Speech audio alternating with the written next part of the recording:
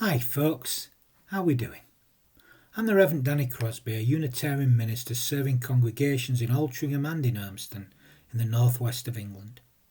I do hope you're finding the love and witnessing the blessings in life in these difficult times. It is hard, my friends, but we are all in this one together. So I'm offering these devotions just as my little bit of hope, if you like, doing what I can, playing my role in being a part of the solution. They are offered as a balm for the heart, the mind, the spirit and the soul. The title for today's little reflection is Living Your Way into the Answers. So I invite us to still ourselves. Let's invite a loving presence to be here amongst us and to awaken from deep, deep within us.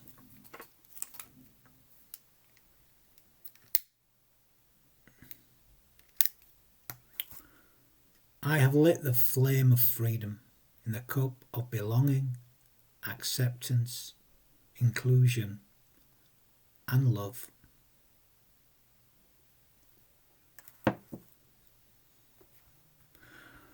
We have gathered together. We have gathered together despite our physical separation, united in our devotion to life and to love. May we be open to what life offers to us this day. May we be curious and awake. Let us turn towards and not away from life. May we know the deep connections that sustain us, the roots that hold and nurture us beneath the surface of our lives. May we be unafraid to explore the depths of being, those many different layers of life as we go under, deeper. May we remember that we are deeply, deeply connected, even in these times of separation, connected by heart, mind, spirit and soul. May we be open. May we be open to all this day offers, all this day brings. May we be open to all that life offers, and may we offer our all to life. May we become a vessel for love this day and in all the days to come. Amen. So I'll begin today's devotion with a story. This story is The Young Seeker. A young seeker grew up with one burning question in his mind. While his friends all played games, he began to read books about God and religion. When his friends went to university and studied science and law, he studied theology. When they married and had families, he kept on studying. He learned about ancient Greek, Sanskrit and Hebrew scriptures. When they went on holidays with their families, he went to ashrams, learned meditation, he fasted and he chanted. His friends lived their lives. One day he saw his reflection in a mirror and saw grey hairs on his head.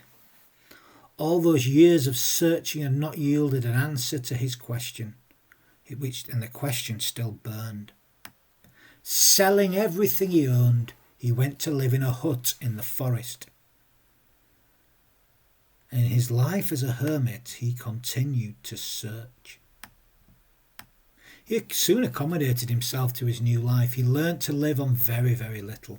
He made bread from acorns and stews from wild leaves and roots. He became so familiar to the forest that animals did not fear him anymore, and birds would sit and sing on his shoulders. The years passed. One day, drawing water from a spring, he saw his reflection and realised that he'd become a very old man. Just then, he felt a hand on his shoulder. A voice said, "Don't turn around. You won't be able to see me anyway." "Hello," said the seeker. "I believe you have a certain burning question that you wish to ask me," the voice said. "But I've lost it," the old man cried. "I have spent my life on this question, and now it seems to have disappeared." To which the voice replied, "That is because you have become the answer."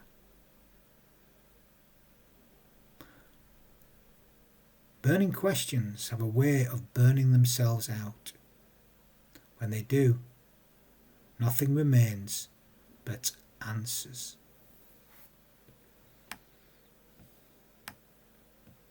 Great story that a friend sent me not so long ago.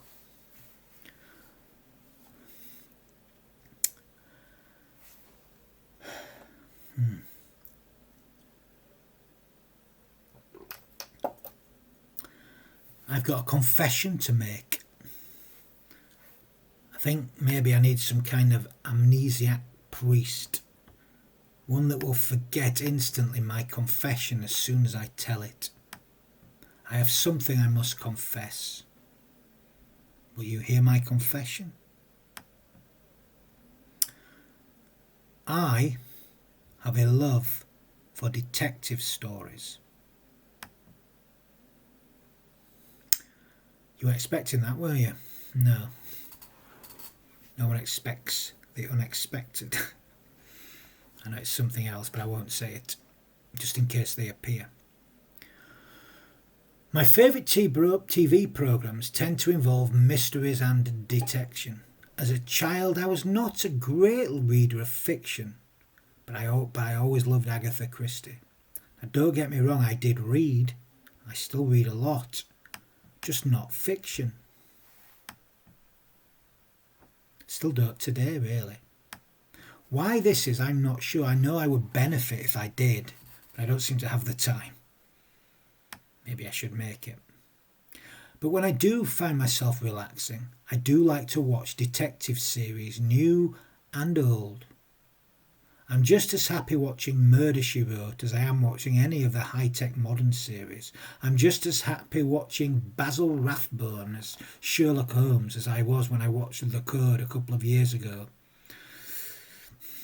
Great Australian one. And another great Australian one, actually, a bit more fanciful really, is I fell in love with the Miss Fisher Murder Mysteries, which is a kind of modern historical Australian series set in the interwar years, a kind of attractive and daring cross between Miss Marple and Jessica Fletcher.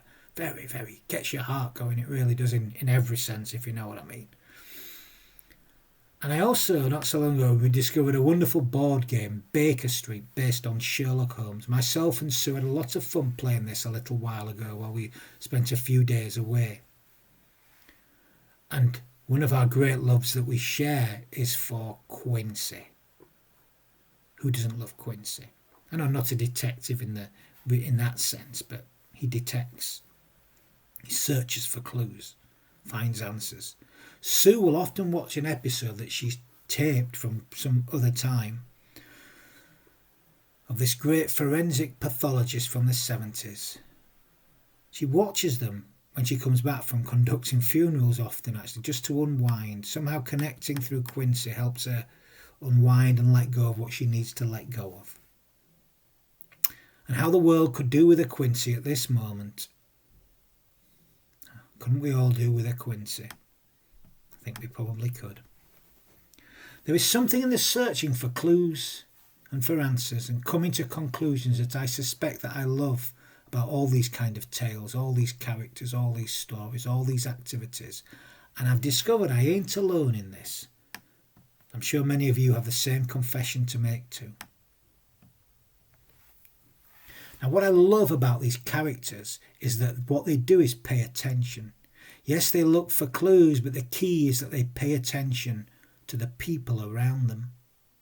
The classic example of this is, of course, Miss Marple, that classic Agatha Christie character. And the key to her detecting was in her paying attention and her simple, down-to-earth understanding of people, which she developed during her time growing up in that great English village of St Mary Mead. Her gift was to see things in seemingly unique ways, and her ability to connect the details and stories together and relate them to people she had known during her long life. She would hear the details of a murder and say something like, "That reminds me of poor Mr. and Mrs. So-and-so." And how this little problem that they had faced or had caused would be related to the murder somehow. Miss Marple paid attention to people. She also paid attention to the world around her, connecting it all together, weaving it together.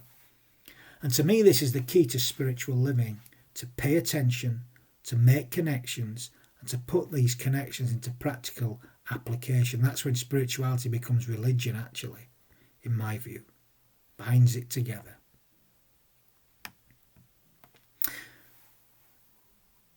It's not just about asking questions about life, but seeing the connections too. The key is not to merely ask questions and search for answers, but to piece it together and live them into some kind of conclusion for living, for life. The key is to do as Rilke suggested, to live the questions. And in so doing, you might just live your way into the answers. And to do this in our very human and our very real lives. And how do we do it? We do it by paying attention to one another and paying attention to life.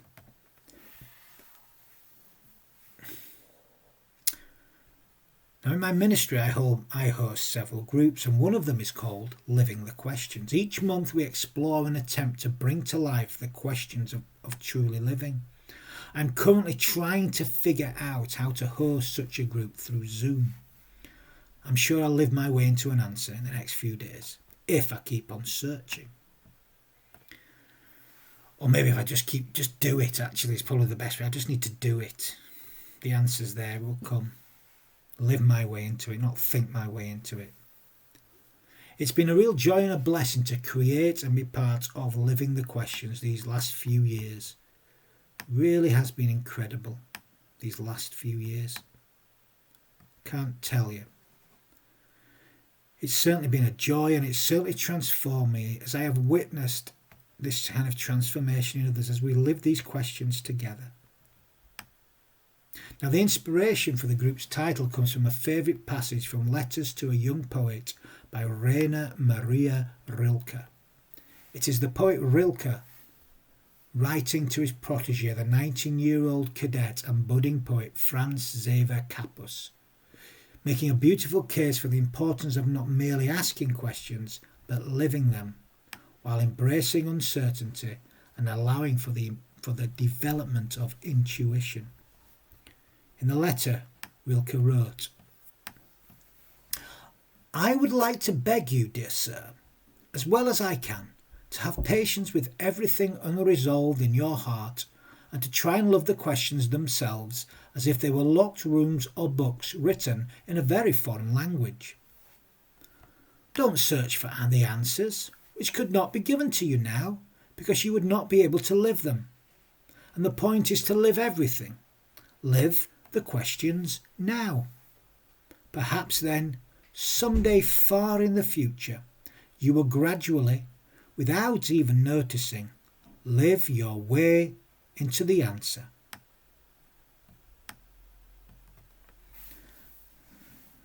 And to me, this is what it's all about, to seek and to struggle and to live the questions themselves. We need to do more than just ask the questions. They might not be our questions to ask, by the way. Live your own questions. You have to live the questions themselves, and you have to experience them, and then somewhere in that struggle, in that wrestling, somewhere in that struggle, an answer may well be revealed. Or maybe it won't. Not always. Either way, I'm convinced that by doing so we will live purposeful lives for the good of all. If we can learn to not just ask, but to live the questions now, we might just perhaps one day in the future, almost without even noticing it, live our way into the answers. But this, though, will only come in and through life itself, through paying attention to all that is around us, for all of life is animated by that same spirit.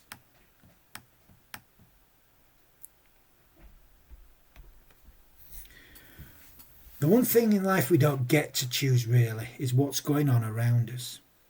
We can't filter that out, however much we try. This time is proving that, is it not?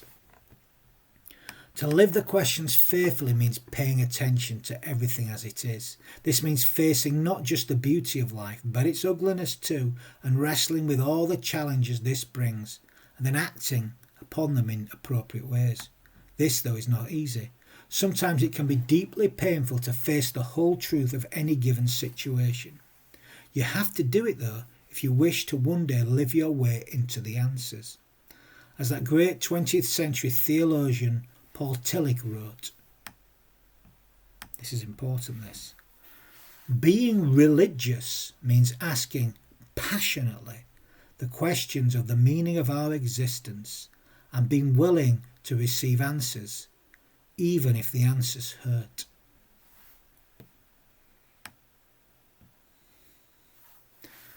Now, living the questions is the hope of one day, in the hope that one day you will live your way into the answers, is not just about logic, by the way.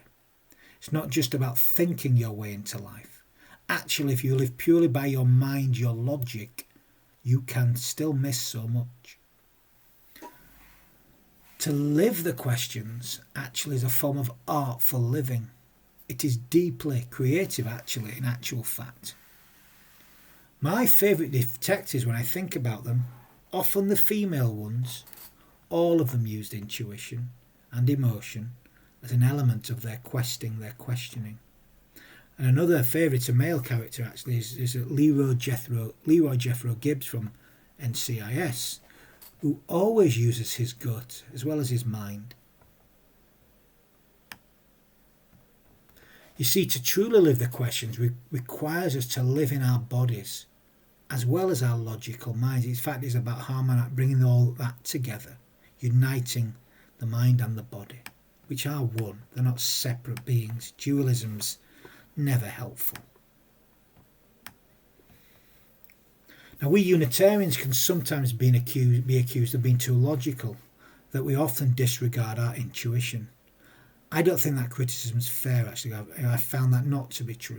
Yes, we are encouraged to doubt and ask questions, but we're also encouraged to use our whole human experience and not merely to worship the mind as if it were God, but to use the mind as it's meant to be used. To reason, but not to be ruled purely by reason. To truly live the questions and to thus therefore one day hopefully live our way into the answers requires us to pay attention to everyone and then relate that to our own experiences. Like Miss Marple did, if you think about what she did. She saw everything, she paid attention to everything, and she related what she saw to her experiences, which allowed her to come to her conclusions. To find the answers, she paid attention to life, to other people, and to her own intuition. She lived her way into the answers by paying attention. But it's not easy to pay attention. It's easy to be distracted, and sometimes it hurts too much to pay attention. I know it really wounds me at times, but there's no other way to live.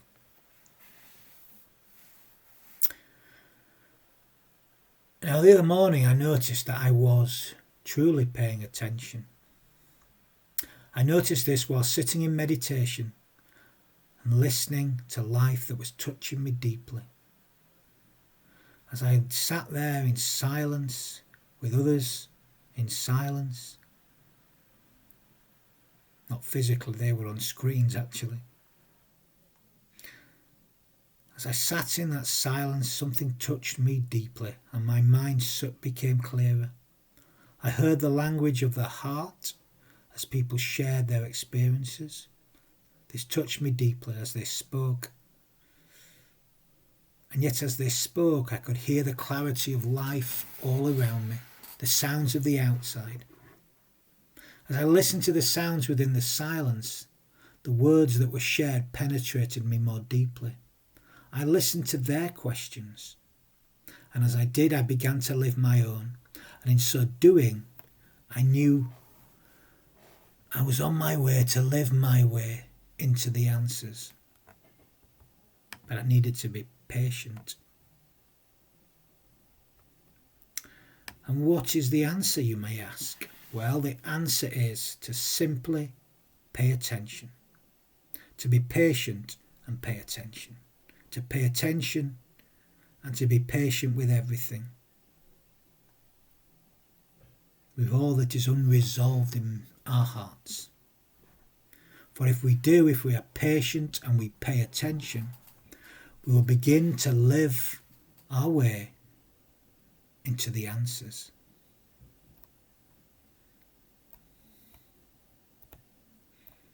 Amen.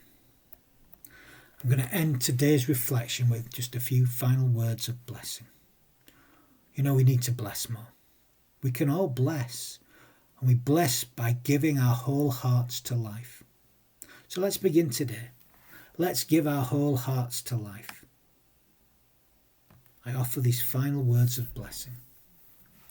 Go now in peace and in love.